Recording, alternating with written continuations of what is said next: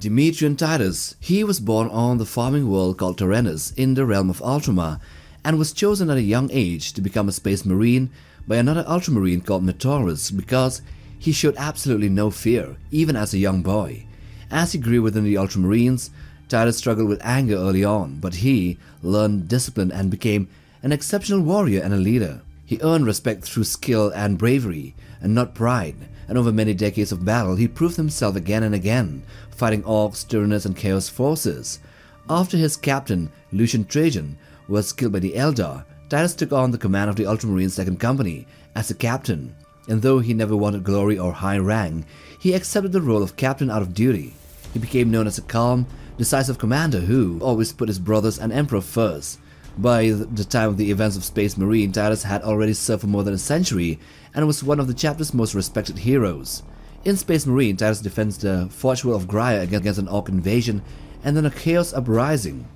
During this campaign, he survives direct exposure to powerful warp energy, something that should have corrupted or killed him.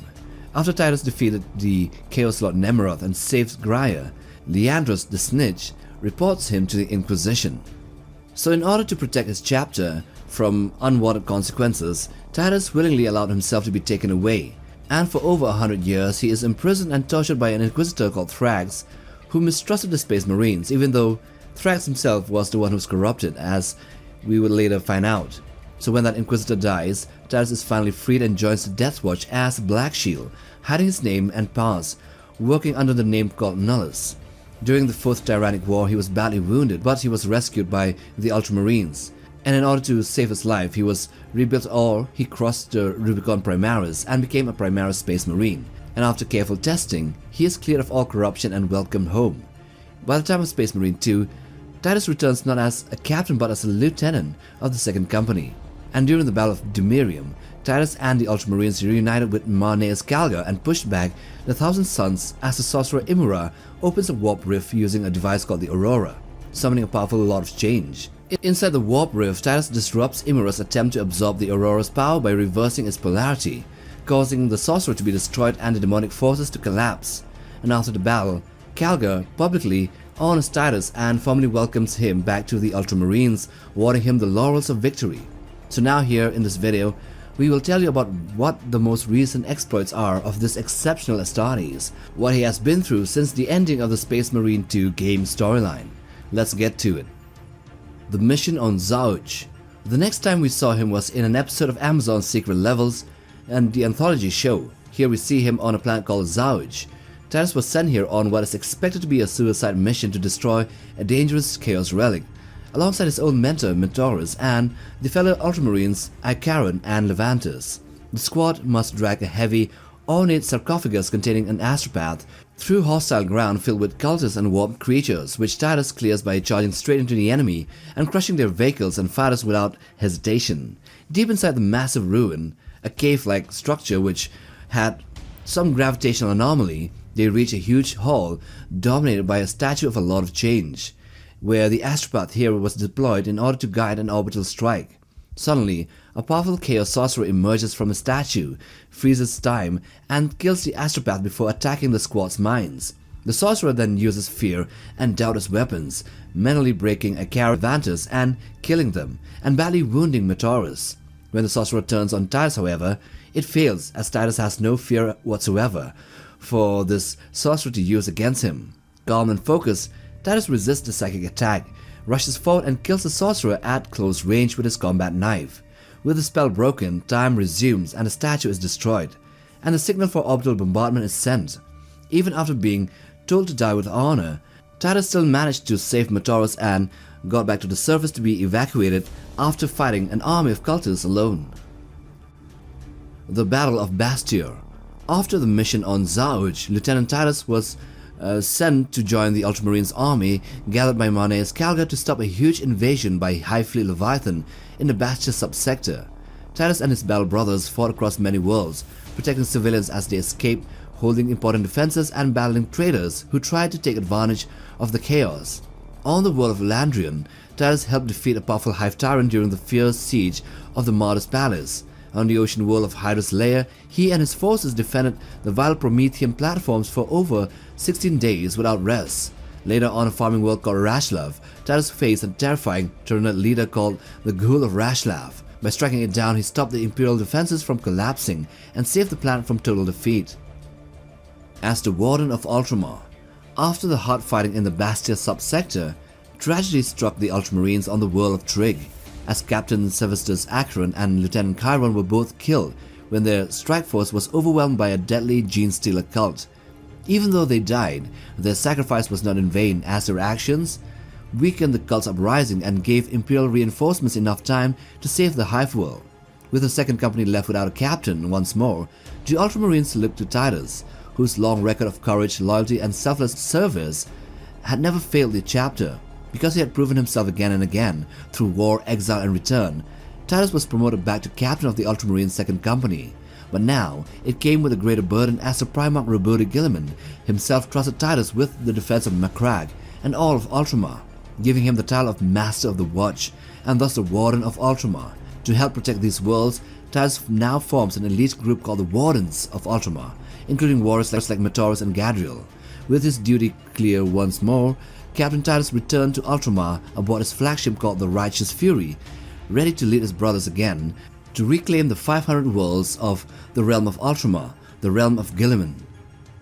So as Master of the Watch, Captain Demetrian Titus has the great responsibility of helping lead the Ultramarine reclamation, which means to get back the 500 worlds, the massive effort to take back and secure all the planets of Ultramar after years of war and chaos.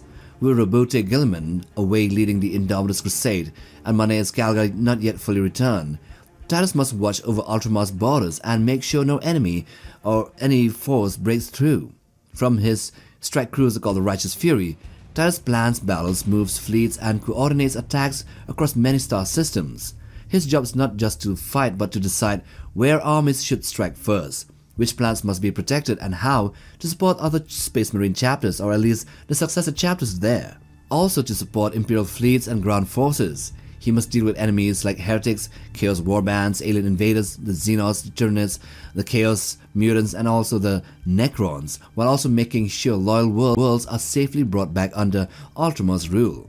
Leading the reclamation means Titus must think like a general as well as a warrior, balancing defense and attack, helping to keep Ultramar safe and restoring the realm his Primarch once built.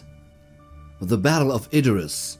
On the Vespertor front, Captain Titus played a major role in leading the fighting across a wide and dangerous region filled with important farming and factory worlds.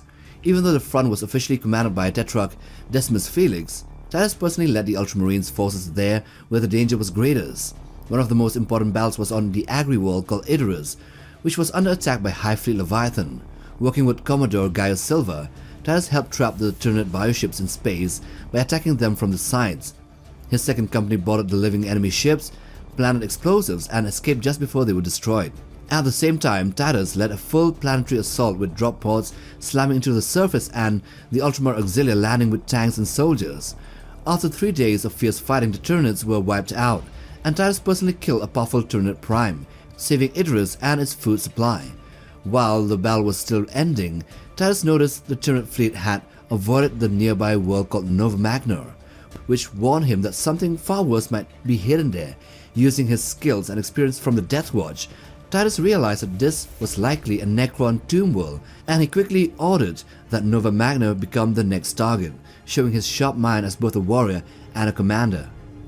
So these recent events after the mission on Zhoage happened in the 500 Worlds campaign book for the 10th edition, and here we also come to the War for Novamagnor, which was one of the most dangerous battles that Captain Titus had ever fought.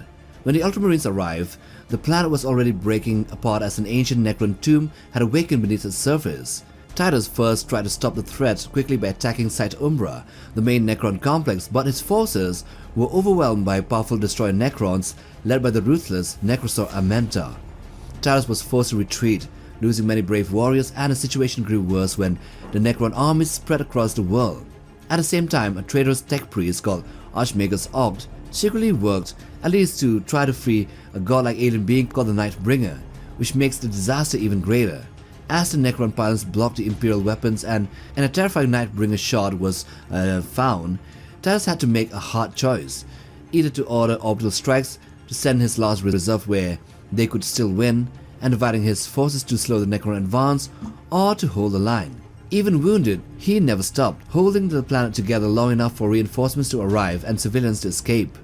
So here Necrosaur Amenta's true goal was not just to conquer Novamagnor, but to gather shards of the Nightbringer and restore the ancient Star God so that it could help wipe out all life in the galaxy. While Amenta led a massive assault to seize the shard at a place called First Brand, Titus made a bold and desperate move. He gathered every remaining Ultramarine and fought his way through the underground tunnels to reach Site Umbra again, this time from another direction. Battling through hordes of Necrons, Titus personally defeated the Necron commander Anutek and activated a powerful Vortex bomb, destroying Site Umbra and crippling the Necron presence beneath the surface.